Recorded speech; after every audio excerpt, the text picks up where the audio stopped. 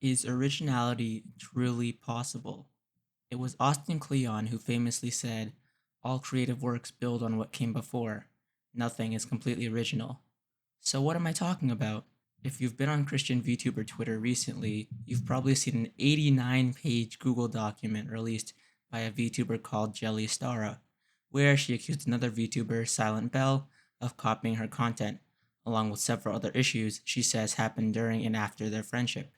From this point forward, I'll refer to JellyStara as Stara or Jelly, and SylentBell as Bell, because otherwise I would lose my mind saying their full legal government names. This story begins on July 5th, 2026, where Stara posted on Twitter, "Please pray for me. I know I don't come on here often, but truthfully, it's because I've been feeling afraid to. I feel like giving up right now. I could really use your prayers. Thank you." To summarize, Stara says she's been feeling emotionally exhausted after spending the last few months dealing with rumors, harassment, and false information from people who've only heard one side of a situation. She says she's been staying quiet to avoid creating drama, but harassment continues and eventually has become too much for her to carry alone. She also says the situation involves someone she truly trusted, leaving her afraid to make new friends or reach out to others. She thanks the people who've continued to support her and ask for prayers while focusing on healing and eventually returning to content creation. At the time, she didn't name anyone, but we would later learn that she was most likely referring to SylentBell and a few of her mods. A few days later, on July 8th, Stara followed up with another post that reads, "After a lot of prayer and consideration, I believe it's finally time to share my side. All I ask is that you give me a chance to finally be heard before deciding what to believe. Thank you for reading." Alongside this post, she released an 89-page Google document titled "My Experience with SylentBell." This video goes through the document in a way that's easier to follow. I'll summarize the timeline, explain Jelly's claims, and then look at Bell's responses, and why I believe she had one of the worst possible responses to this document. The first section of the document explains why Stara decided to make the situation public after trying to handle it private for several months. Stara apologizes for making the situation public, explaining that they tried to resolve everything privately to avoid drama in the Christian VTubing community. However, after months of unsuccessful attempts and ongoing harassment towards them and their staff, they feel that they have no choice but to share their side of the story. They say that the document provides detailed timeline and breakdown of their friendship with SylentBell, along with evidence and screenshots to support their claims. Stara's boyfriend named King also contributes to the statement. Anything written in green is from King. He explains that due to Stara's anxiety and past abuse, she struggles handling conflicts, so he managed most of the communication. He acknowledges that everyone involved made mistakes, including himself. He says that they have learned from the experience and grown in their faith. Before we continue, this shouldn't need to be said, but I'll say it anyways. As this document itself states, they do not condone any hate or harassment towards this individual or anyone involved, and neither do I. The goal of this video is to summarize what was shared and examine the claims made in it. It isn't an invitation to attack anyone. On screen now is the table of contents for this video. If you're only interested in a specific section, you can go to the description and click on the timestamps for the specific section that you want to view. The video will follow the same general structure as the documents, however, I have rearranged some parts to make the timeline easier to follow. The document occasionally jumps from different topics. For example, one section discusses Bell allegedly copying Stara's content, then shifts to their friendship and conversations before returning to more alleged copying. Rather than constantly jumping back and forth as the document did, I've grouped relevant events together so the overall timeline is easier to understand. I do recommend reading the document yourself if you want the full context, because this video isn't going to cover every single detail included in the 89 pages. A lot of these events happen privately, so the document includes conversations, screenshots, and additional context that won't fit into this video. I'll be focusing on the main points, the strongest points, and the parts that are most important to understanding the situation. That way you don't have to read it yourself, if you didn't want to. The document truly begins with the personal statement section. In this section, Stara explains that she isn't sharing the document for revenge, but because private attempts to resolve the situation failed and that rumors and harassment have continued. She says she wants to share her side with the evidence because the situation has affected her, her community, and her well-being. She also explains that the document uses different text colors to show who's speaking: green for King, purple for Stara's personal commentary, and regular black text is the main statement from Stara. The next section is the drama summary section. This begins with Stara explaining how she first met Bell. Bell joined one of her live streams, followed her on Instagram, and the two eventually started talking. Stara says their friendship started positively but became strained after she felt Bell repeatedly copied her content and only reached out to her for social media advice instead of building a genuine connection. After Stara brought up her concerns privately, the relationship broke down, and she says Bell removed her from her community and made public posts that caused others to view her negatively. The conflict later expanded beyond the two creators when shared moderators named Denim and JudgeAce became involved. Stara says this led to gossip, community conflicts, and former moderators supporting Bell, members moving to Bell servers, and harassment towards her community. As mentioned before, after trying to keep everything private for months, Stara says that the continued issue and conflict pushed her to release the evidence and timeline publicly.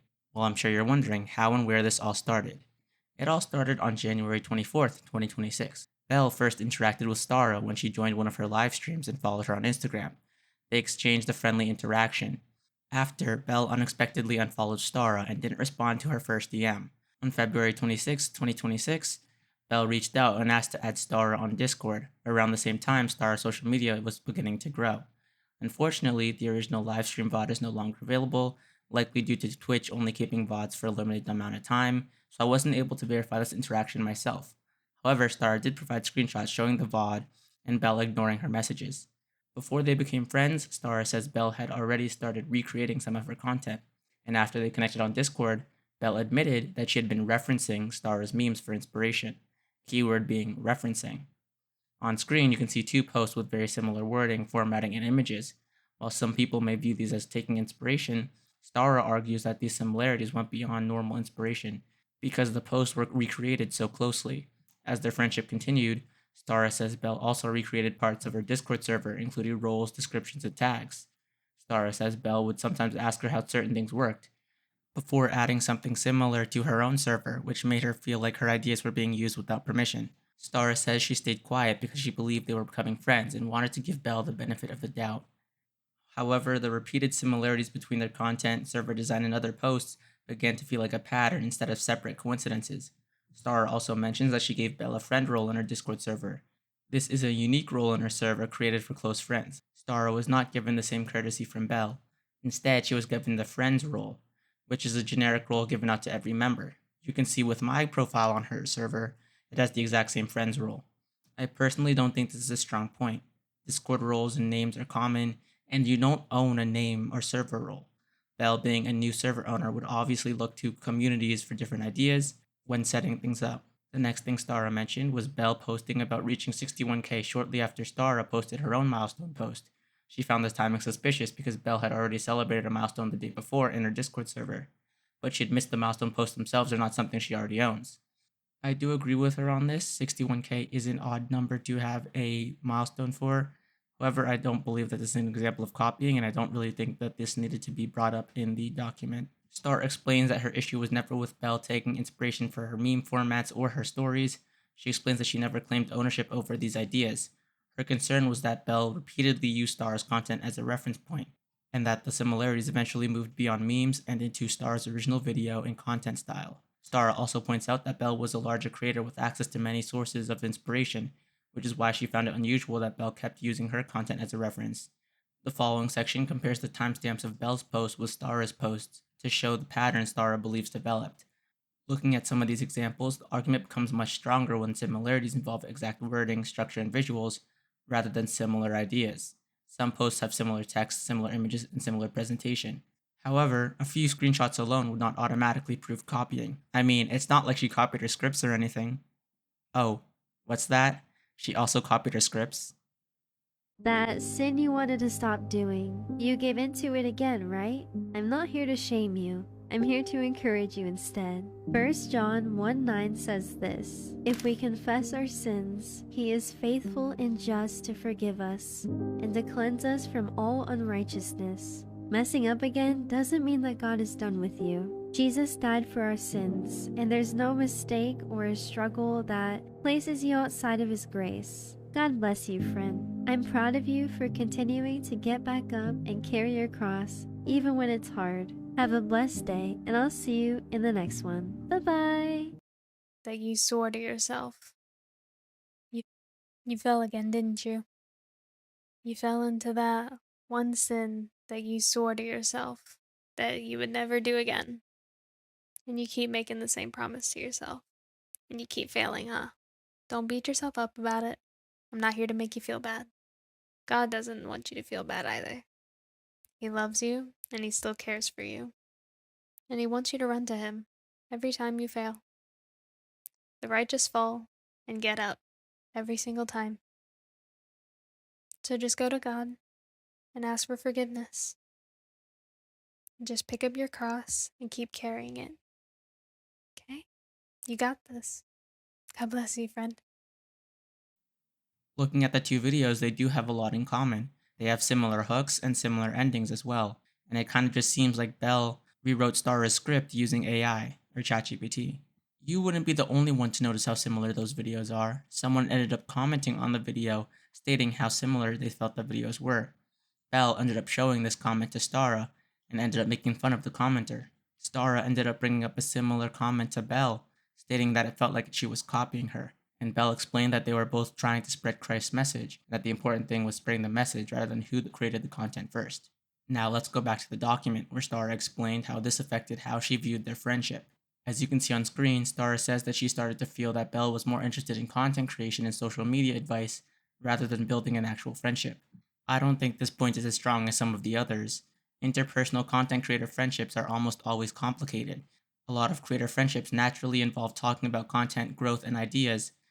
At the same time, if one person feels like they're constantly giving advice and support while not receiving the same effort back, it's understandable why they would start feeling like the friendship was more about content creation rather than who they are. Stara says that as their friendship continued, most of the conversation centered around Bell's content, social media growth, and advice, while Stara's personal messages often received brief responses before returning to Bell. Over time, Stara felt that the friendship had become one-sided, with her providing encouragement and content creation advice while receiving nothing in return, leading to her distancing herself because she felt more like a resource than a friend. This is where I think the friendship part becomes a lot more complicated. Stara says she felt like Bell only saw her as a source of content creation advice, while Stara viewed Bell as an actual friend.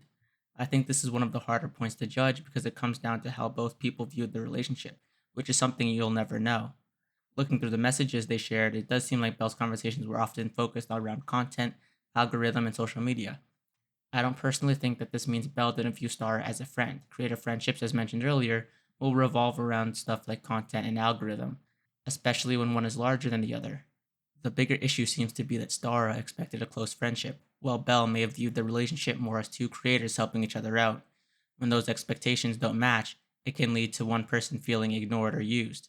If we look at their earlier conversations, Bell doesn't seem to completely ignore Stara. For example, on February 27, 2026, their conversation starts with Stara thanking Bell for watching her stream and asking how her day went. Bell responds that her day was good and mentions she was at work, and says that her mouse was acting strange. The conversation then moves into them talking about cats. The next they talk was March 1st, 2026. Bell complimented Stara's stream, and Stara thanked her before asking her to join her Discord. From the outside, I can understand why Stara felt like their friendship was becoming one-sided, especially if she felt like she was putting in more emotional effort. However, I also think it's difficult to know someone's intentions purely through messages. One thing I did notice while going through the messages that SylentBell posted was that she would often leave JellyStara on red for multiple days at a time. One of the reasons Stara would have viewed Bell so highly is answered in the testimony video, which I won't go over in this video because I'm not someone that's fit to talk about it. Bell did end up removing the video that we just played from her page, but an ex-admin of Stara's named JudgeAce reached out to Bell to hear her side of the story. Remember the name JudgeAce because it becomes more important later. The screenshots are kind of difficult to read, but Stara provided a written version of the conversation, which is a very close translation to the actual screenshots. To summarize the message on screen, Bell says she responded honestly and felt hurt by Stara's message. She unfollowed her because of that, and later felt confused after being blocked everywhere. She also argues that Stara didn't continue the conversation before ending the friendship, and believes that there were mistakes on both sides. Stara retorts this by saying that she waited until the next day to reply because she didn't want to be upset and avoid replying in anger. But before she had a chance to, Bell had removed her from multiple platforms, leading to Stara to believe that the friendship was already over. Stara says Bell dismissed her concerns instead of actually taking responsibility. She maintains that Bell had copied the structure, wording, and style of her original content without permission. After the fallout, Stara blocked Bell to protect her peace and prevent further copying, saying Bell's later criticism of her response and comments on her unrelated YouTube videos only reinforced her decision to end the friendship. Stara also says she blocked Bell's head moderator from her server because she no longer wanted anyone to act as a middleman or monitoring her community. The next section contains DMs between Bell and one of Stara's former mods. Stara also includes other screenshots from their conversation, including one where Bell asks if King and Stara are both new in their walks. They both respond to this part of the Google Doc, saying they're not. On June 8th, 2026, Stara says a shared moderator named Denim started an incident by sharing one of Bell's older videos with another moderator, leading to private jokes that continued for several weeks without Stara's knowledge. Stara says Denon later told Bell about jokes while deleting parts of his own involvement, and Bell responded publicly instead of contacted Stara or King privately, which Stara believes contributed to harassment from Bell's community. The next part was a little confusing even for me, but I'll try to summarize it to the best of my ability. After Denon's removal from Stara's server, Stara says two moderators, Sausage and Timbo, ignored instructions to distance themselves from the situation. They publicly sided with Denon and Bell's server and were removed by Stara's staff before later receiving moderator positions in Bell's community. Stara argues this fueled more public discussion of the conflict despite her own team continuing to avoid public statements. Stara says Bell's community began to harass her moderators, her Discord server, and her social media after hearing only Bell's side of the story, which she does provide proof for. She also claims Bell's moderators entered her server during the conflict and members publicly discussed the situation. Stara is upset because she saw no meaningful effort to stop the harassment. In Bell's server, you can even see her saying that the individual featured is not someone she likes. When talking about Stara, King says he tried to resolve the conflict respectfully through private conversation, but believed Denon avoided responsibility, spread gossip, and worsened the situation instead of helping resolve it. He says both he and Stara accept responsibility for their own mistakes and will correct their moderation team behavior, and believes Bell unfairly criticized Stara, denied copying her content, and later accused Stara of copying Bell, despite Stara earlier claims that Bell had repeatedly taken inspiration from her work. There is a claim in the document that on July 3rd, 2026, Stara says she discovered Bell's moderators, Denon, Sausage, and Timo, were recruiting active members of her Discord server into Bell's community. She says this marked the point where the conflict spread beyond two creators and began affecting members of her own community. Stara says recruiting and negative discussions about her community happened openly in Bell's server, and she believes Bell did not stop the behavior or correct the misinformation. King explains that any bans during this period were from disruptive behavior, which include recruiting members, stirring up drama, and repeatedly rejoining the server using alternate accounts, rather than simply disagreeing with his staff. This is a more founded accusation because if you go through SylentBell's server, she doesn't disavow the drama. She doesn't disavow any of her community members from doing the actions they're doing, and I'm sure she probably doesn't even know what they're doing. Stara includes a Before You Go questionnaire, where she asks readers multiple questions about the situation. The questions are on screen, but the one I want to focus on is the third question. Is it appropriate to preach against lust on the same platform where your past NSFW content is publicly accessible and could be a stumbling block for others? This is one of my biggest issues with not only Bell, but Nux and other creators who present themselves as Christians while still having old sexualized content publicly accessible for new members of their community to find. The question is about whether a creator's past content conflicts with the message they're currently sharing, and whether having content available creates confusion for their audience. Stara says staying silent for months while dealing with rumors and harassment has become emotionally exhausting, and she decided to share her side because she no longer wanted her silence to be mistaken as weakness and to allow misinformation to continue. King adds that after overcoming personal hardships together, the ongoing conflict has taken a significant emotional toll on them. He encourages people to respond with compassion instead of anger and focus on building each other up. For the final two sections, I'm just going to read them out directly because I think it's better to hear Stara's own words rather than me summarize another part of the 89-page document. To SylentBell. Greetings. I'm writing this to you, SylentBell, as one sister in Christ to another. My hope is that we can both learn and grow from everything that's happened. None of us are perfect, and I know that I'm not either. But I do believe God uses situations like this to reveal what's in our hearts and to shape us more in the image of Christ. My prayer is that we can both leave this behind and have truly learned something with more humility, wisdom, and love for others than we had before. One thing I believe we both need to remember is that our platforms aren't ours. They belong to God. Likes, views, and followers come and go, but our characters and how we treat people matter more. I truly hope moving forward you'll respect other creators' boundaries, give credit where it's due, and be mindful of how your actions can affect others. The Bible also tells us, do nothing from self-ambition or conceit, but in humility count others more significant than yourselves. Philippians 2:3. My prayer is that we both continue to grow, become more like Christ, and humble enough to accept correction where we need it. As Jesus said, if your brother or sister sins against you, you rebuke them, and if they repent, forgive them. Luke 17:3. I don't see you as any less. I don't have any negative feelings towards you. I just want things to be civil so that we can both refocus on our main goal, which is spreading God's word and his love to others. Lastly, to those in your community who spread misinformation about me or choose to harass me, I encourage you to take a step back and seek the truth before repeating accusations. As Christians, we're called to speak truthfully, love one another, and judge with righteous judgment. My hope is that this document gives you the opportunity to see the full picture and encourages you to be more careful before speaking on someone else's character in the future. Best regards, JellyStara. Closing. At the end of the day, I can't control what anyone else chooses to believe. All I can do is present the evidence and share my experience honestly and leave the rest in God's hands. My intention with this isn't to harm anyone or to paint a picture. This is purely to be transparent about everything that is going on, so that we can all move forward and grow past these issues. Please do not send any hate to anyone involved. Everyone is still human behind the screen. We have feelings as well. Thank you for taking the time to read this. God bless. So that covers the entirety of the 89-page document. Bell did end up making a response to the document on the same day, July 8th, 2026. In her tweet, she says that she's been taking a break from social media, staying quiet for months, and believes that there's two sides to every story. She also says she wants to take responsibility for her own mistakes. The main part I want to focus on is this quote. I am not going to sit here and make an entire Google Docie because I have nothing to hide on my part.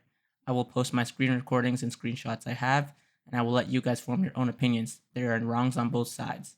Attached is a Google Drive folder which contains her DMs with Stara, King, and Ace. She also includes screenshots showing what she believes are examples of Stara having similar titles and thumbnails to her own. However, I do believe these examples are most likely from Stara using YouTube's built-in multi-thumbnail testing feature. When I looked at Stara's YouTube channel, I was presented with a completely different title and thumbnail. Personally, I don't think Bell's response is a good response to the document. Posting your messages and saying there are always two sides does not directly address any specific criticism that Stara brought up. For example, this does not answer or apologize for her moderators going into Stara's Discord. Think about it this way. How many people are going to realistically go through an 89-page Google document? How many people in her audience are going to go through all of the thousands of messages and compare every screenshot? Most people will take the creator that they know at face value and follow their word. This is why drama videos require research into both sides. A person's reputation and livelihood can be affected by these situations. Bell's response feels less like a direct answer to the points raised and more like something meant to show her audience that she actually made a response, when she knows that no one in her audience is going to actually look through it. It's similar to someone being accused of stealing something with multiple examples shown as evidence and then responding by saying, there are faults on both sides, there are faults in the security, I know I didn't steal, while uploading months and months of footage and expecting everyone to search through the footage instead of looking at specific days or examples. On the internet, you always have to assume that most people will not spend hours researching a situation. This is why large creators often survive small controversies, because many viewers will wait for a summary instead of actually looking through the information themselves. Listen, I'm not expecting Bell's response to be perfect, but I do think it needed to address the main points directly. I also think Bell is leaning way too heavily on the argument that she never watched Stara's content. The problem with this claim is that it's almost impossible to verify. Someone saying that they don't watch another creator is something that only they truly know. I also want to talk about two replies to Bell's tweet. The first reply comes from another Christian VTuber named Kiori. I want to mention this because Bell reacted to this tweet with multiple heart reactions. Kiori's message says that the enemy uses Christians against each other to encourage Bell to ignore the drama. I am not here to decide who is a better Christian or who is right spiritually. However, this is one issue I have with these situations. The moment two Christian creators disagree, people often start questioning each other's faith and start saying one is not as good a Christian as the other, or one isn't as far on their walk as the other. This is not a helpful way to handle these disagreements. Kaori's message is and it should not have been sent, and neither should Bell have liked something like that. The second reply comes from King, which if you made it this far and don't know who King is Stara's boyfriend. The main part I want to highlight is this. I am not here to look like a perfect Christian. I am here to grow into a better one with the help of others. If you truly wish to grow and make amends, we hold no ill feelings. Stara and I still think highly of you and love you as a sister. I think this is a much stronger response because it does not attack Bell or call her a fake Christian. It leaves room for accountability while showing compassion. I still have one main question about the situation. The biggest being why Stara waited months after the last conversation with Bell before making the document. She says that she tried to reach out to Bell and that she never replied, that both of them did. However, from Bell's tweets, it doesn't seem like she got any messages from them. I don't really know how Discord works, so it could be that she blocked them so they didn't receive any messages.